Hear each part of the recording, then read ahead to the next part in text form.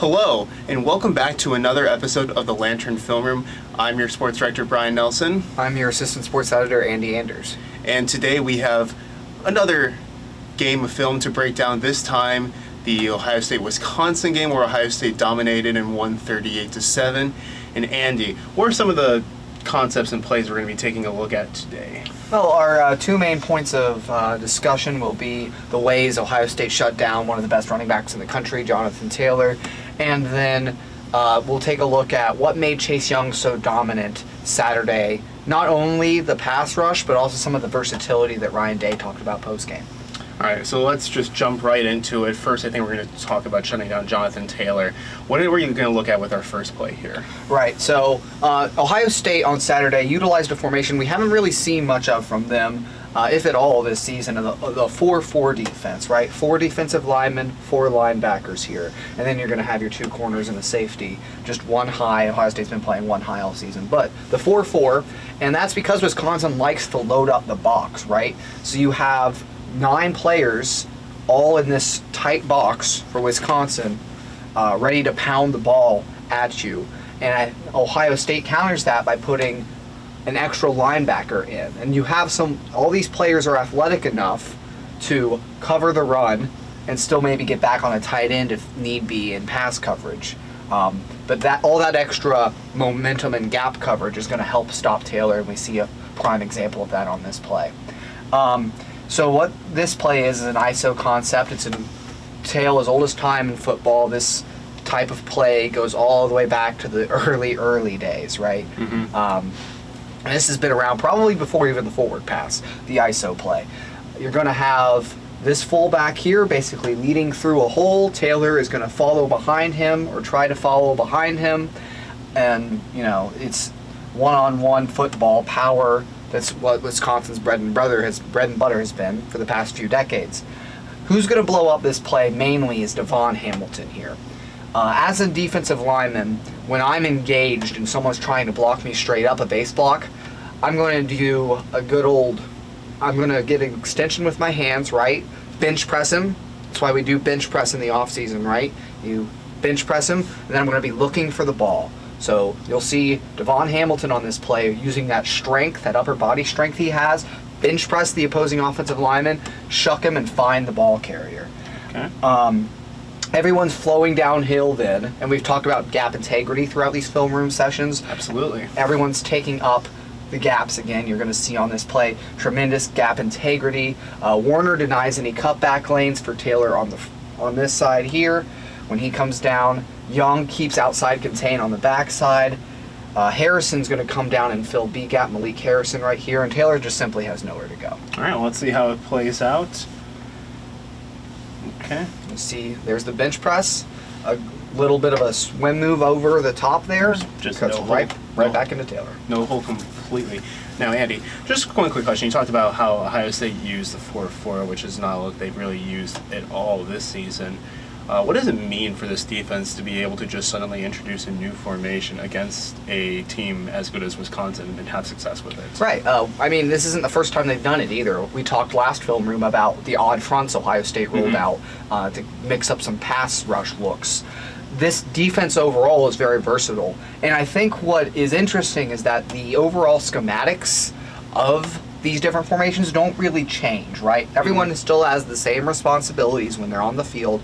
They have different checks each week, right, to counter what an opposing offense might try to do with them. But overall, the scheme is so simplified that you can trot out a lot of different personnel packages, a lot of different formations, and still run them with the same fluidity as your base 4-3.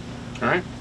Well, I think that's enough for this play. Let's kind of move into another play where Jonathan Taylor had some struggle running the ball. What are we looking at here? Right, so on this play, this is setting up things for later too, but the defensive coordination of this play and the communication, the checks that Ohio State has built into their scheme. In 2016, if any of you can remember back that far, 3 years ago, not the last time Ohio State played Wisconsin, but the time before, when Wisconsin took them to overtime in Madison. The Badgers had success running a jet sweep look where a receiver goes in motion. In this case, it's going to be Danny Davis across the field. Move out of the way. It's right here. Right. So you guys can actually see. Yes. And you either give it to him on the jet motion and try and quickly get around the edge of the defense, or you use it as a distraction to stretch the defense horizontally, and then you give it to a running back the caliber of Taylor. That's what they do on this play. Now, what Ohio State does to counteract this from the 4-4, you're going to see in their base alignment, the strength right now of the offense is called, they're aligned stack, right? So these three linebackers are stacked over top defense, the D lineman, and then you have Warner here to the tight end. He's playing the outside D gap. He's playing in D gap right here. Now, when this receiver goes in motion, they're going to bump it down. Okuda's going to become the D gap player, the force player. Warner's going to move to C. Borland's going to move over. Everyone's moving over. The responsibilities all shift, and this is quick communicated because the ball gets snapped really quick on this jet motion. Hilliard then is a trigger man. He sees Davis, and his responsibility on this play is to follow him and make sure he can't get outside the defense. And then later, you're going to see on a similar concept, they don't give it on the jet sweep, but on a similar concept, that outside contain is something that Hilliard does very good in this game. So now, after that's happened, you get great gap integrity again. Sean Cornell right here is going to make a tremendous move on the inside. He just shoots the gap, right? This is something every now and then you do as a D lineman if you're feeling confident on a snap count. Shoot the gap, get quick penetration. He's just going to dip and rip underneath the Wisconsin offensive guard and blow this thing up in the backfield. And again, you're going to see a bunch of Ohio State hats swarm to the football with nowhere to run for Taylor. All right, let's see how it plays out. The receiver's about to go in motion. There he goes. The motion, see the slide, and Hilliard out here has him, Cornell, and 5 Ohio State defenders right there. And then, we go from a 1 yard gain from Jonathan Taylor to a 1 yard loss, and then this next play is going to be even worse. But first, before we get into that, I do want to ask you about Sean Cornell, because Chase Young's always been the defensive lineman that's just been getting so much praise. But Sean Cornell has really impressed me with his play. What have you seen are some key factors that have been leading to his success and his improvements? Cornell, overall, his quickness and athleticism as a 3-tech is impressive. Had some experience on the outside as a defensive end in the past. That's what he was recruited out of high school to be. They've moved him in and out throughout his career, but he's playing inside this year. And I think overall his technique and his strength and his quickness off the ball are what's improved over time to allow him to have what's been a really good season. The numbers aren't jumping out as much, but that's just because the defensive line for Ohio State is so deep. A lot of guys make a lot of plays. But when he's on the field and you watch him on film, he's very impressive, as are a lot of these Ohio State defensive linemen. All right. So this next play, this is a play that a lot of people were talking about after the game was over, because Justin Hilliard shined in this play. We here looking at, a 6 yard loss from Jonathan Taylor. Walk us through what happened. 9 players in the box, first of all, for Ohio State. You can count them up. 40 linemen, 4 linebackers, Sean Wade, all in the box, right? They're containing this run. And frankly, if I'm Wisconsin and I see this, if I have any sort of checks in my offense, I would have checked out of this play. Ohio State had adjusted to it so well. I don't know if they had a key on it, whether they knew Wisconsin coming out in this formation was going to run this kind of play. But if you get a quick pass out here to this receiver, you could have a favorable matchup with Hilliard covering. Or Fuller maybe has to come down in man coverage. Yeah. So if I'm Wisconsin, I might have checked out of this play. Regardless, what's going to happen? It's just a handoff to Taylor going outside, and what we talked about earlier, Hilliard, the trigger man covering D gap. Watch his angle of pursuit on this play. His outside, you always as a defender, if you have outside contain, you need your helmet needs to be on the outside hip of the running player. So he's going to take that angle, right? If he gets beat, it's not going to be to the edge, where he's going to be forcing Taylor back inside if Taylor is able to avoid him. It's going to be back inside where the rest of his defenders are waiting to make the tackle.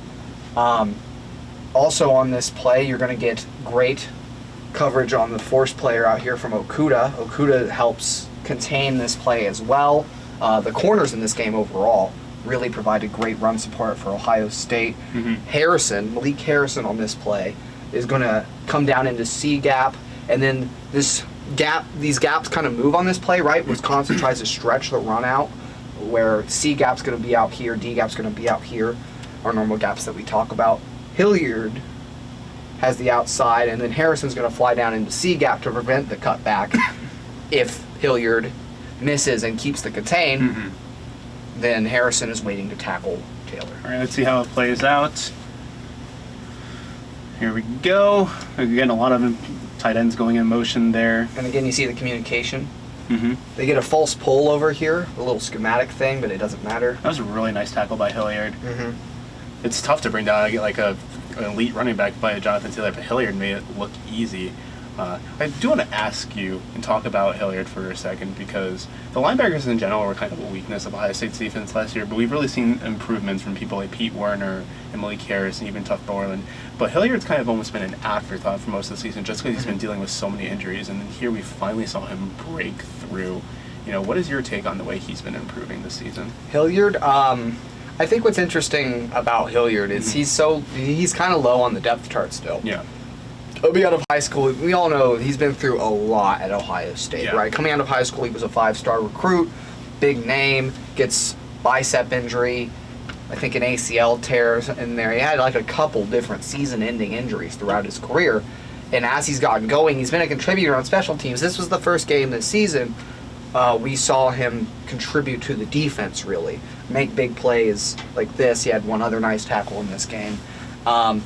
As they move forward, this linebacker core is so deep, and they have a lot of other, high-end talents at that position. I doubt we'll see him make many more contributions beyond this in a game, like maybe a couple nice plays a game from him, but he's not going to be, the centerpiece of a defense. However, very nice to see him contributing depth-wise, and if Ohio State rolls out more 4-4 looks, like in this game, against another power team, like if they see Iowa in the Big Ten title or something like that, that's when you could see him stand out again. Well, let's also talk about some of the other linebackers. If they were such a weakness for Ohio State, now they're almost... the defensive line is obviously the strength of Ohio State's defense, but I'd argue that the linebackers have almost been like the backbone of this defense, really providing depth and stability. And, you see people like Malik Harrison and even like people like Baron Browning really stepping up. And what does it mean to, providing another layer to this Ohio State defense if the linebackers are so good when you're looking at people like Penn State and Michigan in upcoming games? Right. Well, the linebackers, if you have a great D line but you don't have great linebackers backing them up, it almost takes away from that, because you're going to help play into each other's hand, right? As a defensive lineman, if I eat a double team, and there's the center and guard, if I'm in the one tech and the center and the guard trying to push me upfield and I stonewall them at the line of scrimmage, a great linebacker is going to see that, hit the window, and make a tackle for loss, because that's a great play by the D tackle. Last year we didn't see that as much from Ohio State, right? Linebackers almost seem to go out of their way to be blocked. This year it's more refusing to be blocked, avoiding the offensive lineman and making the plays on the backs that you need to make. It just helps play into the hand of the rest of the defense. And they've even been better in pass coverage this year. We've seen some more zone schemes to help with that. More better tight end coverage that's going to help the secondary out. So really it just feeds into the rest of the defense when that linebacker core is a lot more solid. All right. So I think that's enough talking about the 4-4 and the linebackers. Let's move into, Chase Young and the absolute monster game that he had. I think we have 3 of his major plays to take a look at. What's the first one we're seeing here? This is, I believe, his second sack of the day. You talk a lot about Chase Young's quickness off the ball, his first step, his agility, all those things. On this play, we're going to see pure strength to set a rush move, right? The thing that really impresses me about Chase Young is the number on the pass rush specifically, is the number of ways he can beat you. On this play, and then his reactions and counter moves, right? So on this play, he's going to take a left tackle here, Cole Van Lanen, that's 50 pounds heavier than him, and bull rush him. Not a full-out bull rush, mind you, but he overpowers someone who has 50 pounds of size on him. He gets into his chest, knocks him off balance. Then once I have this player off balance, I swipe the hands away real quick. It's what Chase Young does here. It doesn't take much from him. It just, once you have him backpedaling a little bit, Chase Young is great about reading an opposing offensive lineman and knowing exactly where they're in balance, what the weak points are to attack. He's going to just swipe the hands away real quick and get right to the quarterback after knocking him back like that. Yeah. I gotta say, I love watching Chase Young play, but this play in particular was really annoying when I was filming, because it almost was like as was over as quickly as it started. Like, I was filming and I actually didn't notice the sack at first just because it happened so fast. I was like, wait, what? Did I get that on frame? Fortunately, I did, but it was very nerve-wracking at first. But let's see how this plays out. Yeah, exactly. Because it happened so fast. Young is just... He's chomping at the bit always. Yeah, he's just so electric and so quick. And it's almost like Cone just like accepts fate. Once he gets him on the back foot, you see him slight the hand and just a little rip move afterwards too to prevent the hold, any last resort that Van Landen could have given him. What do you do against a freak of nature like that, really? There's nothing you can do. You're talking about someone, Chase Young, who's really made a name for himself as a Heisman contender now, is arguably one of the best players, if not the best player in the country, especially defensively. And he's just so overpowering. And I think this play even more just shows how, not only can he get to the quarterback fast, but he can also force turnovers pretty much anytime he wants to turn the tide of the game. Right. So onto this play. This is I believe the first of the strip sacks in the second quarter. Now this is a lick your chops moment a little bit as a defensive lineman. What's going to happen here? We'll play it out a little bit. So the tight end's going to come across, right? And Chase Young is sliding out. Now, if I'm Wisconsin on this play, again, I've talked about earlier, why doesn't Wisconsin check out of a 9-player in the box situation to a throw? Why are you going to have one tight end blocking Chase? Your tackle can't handle Chase Young. Why is your tight end going to handle him in pass protection, right? This is a play I'm sure that might have been pointed out to you watching at home on Saturday. The tight end is going to end up one-on-one blocking with Chase Young. Normally you'd fan this, right? Or maybe you chip with a back. You got to give that tight end some help. And what's the tight end going to do? Chase Young just jumps the snap and beats him with pure quickness around the edge. He's to the quarterback in 2 seconds right about. And, it's a lookout block. As an offensive lineman, you used to make the joke when you whiff on a block this hard in pass protection, you just turn around to the quarterback and you say, well, look out! Because Chase Young just beats him with pure quickness and speed here. You can pin your ears back when you get a matchup like that. It's a tight end. Tight end's not going to slow down Chase Young. Yeah, it's not his job. Tight end's not meant to block Chase Young. That's the offensive line's job, and we see it's a strip sack immediately recovered by Ohio State, and you're just looking at field position here. Wisconsin was past the 50, so this stalled another drive they had in the third quarter that could have given them some momentum to get back in the game, but instead, Ohio State quickly scored again, and the game was just pretty much out of reach. Right. Yeah. I don't know why you have a tight end blocking him one-on-one, and he took full advantage of it, right? Just used the first step quickness. He said, okay, I don't need to do anything fancy with my arsenal of rush moves on this guy. I'm just going to beat him around the end, and that's exactly what he did. Okay. One question about Chase Young. We see here that he matched up against Wisconsin pretty well. He was just too explosive for their usually very strong offensive line to stop. And I just want to ask you, how do you think he's going to match up against Penn State and Michigan, particularly Penn State, with the way they're able to kind of open up the field with their playmakers? I don't know if opening up the field affects Chase as much. Maybe if they throw in more screens. We're going to talk about screen game here in a second. Really, I think this was probably the best offensive line he's got left in the regular season, which is scary to think about. Penn State's offensive line has been progressing over the years, but really, in the past, their offensive line is part of what's kept them from being an elite team.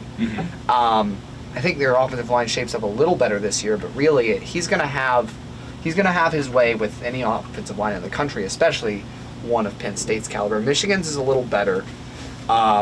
They have some good recruits up there. Cesar Ruiz, Ben Bredesen, those kinds of guys who have been developed over the years. But the thing is, against Michigan, he's had success in the past, and he wakes up for every game, right? You're going to have to account for him. If Michigan can maybe mix in some looks between the spread and the downhill running game, which Wisconsin tried to do but didn't really do with success in this game, maybe they could help slow him down again. Really, the way you either completely avoid him, you roll the quarterback away, or you try to mix a lot of different looks to change him up, and you try and stay ahead of the chain so he can't pin his ears back on third down. That's really the only way, because no one's blocking him one-on-one in college football this year. Absolutely not, no. So that's really it. You either totally scheme around him, or you try to mix a lot of different looks.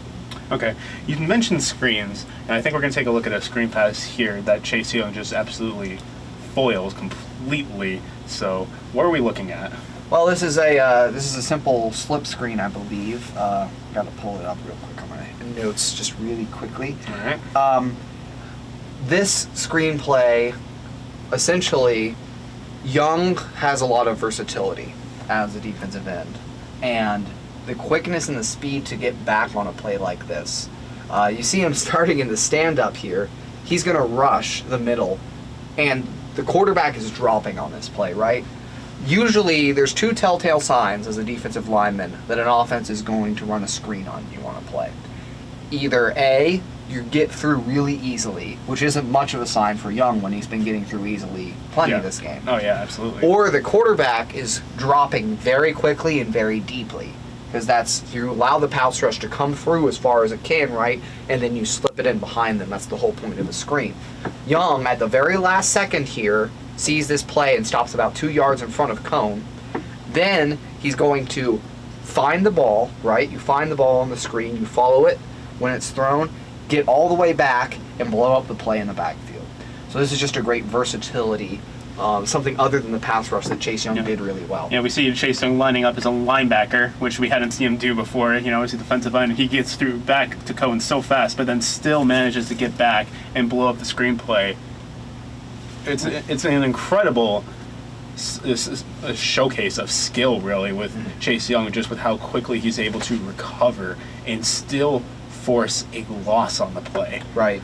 I mean, that's a slip screen concept it's a very old concept screen-wise in football, right? You just have a running back in the backfield, he blocks for 1,001 or 1,002 maybe, and then slips out behind a convoy of blockers. But if you have a defensive end that reads the play and can get to it before he really gets ahead of steam coming out of the backfield, it's almost impossible to run as an offense because you're not blocking the defensive end in the first place. So how can you account for him in the screen game?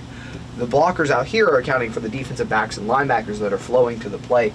But if you have a defensive lineman, not only with the football smarts, but also the quickness and the speed to get back on defense on that play like Chase Young did, it's lethal against a play like this. Okay. Well, I do believe that's all we have time to talk about today. It's all the plays we have. Thank you very much for watching if you're still with us, and I do hope you enjoyed this episode of The Film Room. We don't have a game coverage coming up this week, but we will have another episode of The Best Damn Paw in the Land coming out soon, and we'll be back next week to talk about footage from Maryland. So, thank you very much for watching. From Andy Anders, I'm Brian Nelson, and this has been The Lantern Film Room. Thank you very much. Thank you.